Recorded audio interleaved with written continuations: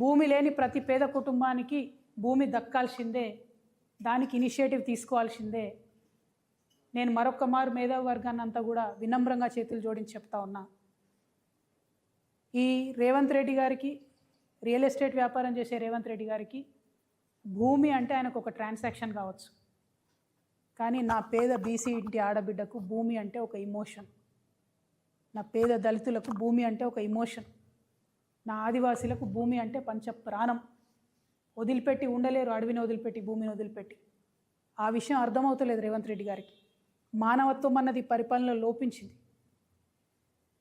అందుకే నేను బలంగా నమ్ముతా ఉన్నా, భూమి పంపిణీ జరగాల్సిందే. తెలంగాణ రక్షణ సేన అధికారంలోకి వస్తే ఖచ్చితంగా భూమి లేని ప్రతి పేద ఇంటికి కూడా కుటుంబానికి 1 ఎకరం చొప్పున మేము భూలక్ష్మి పథకం పేరుతోని భూ పంపిణీ చేయడం జరుగుతుంది. I appeal to all the youngsters. We need to have a level playing field in the state.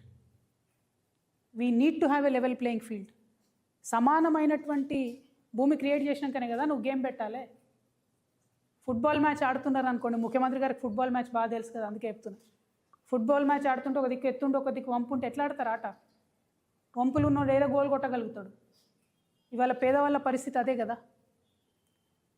అందుకే భూమి పంపిణీ జరగాల్సిందే. పేద బీసీలకు కానీ, ఎస్సీలకు కానీ, ఎస్టీలకు కానీ, అగ్రవర్ణాల్లో ఉండే పేదల్ని కూడా న్యాయం చేయగలిగే ఏకైక పార్టీ తెలంగాణ రక్షణ సేననే అవుతుంది.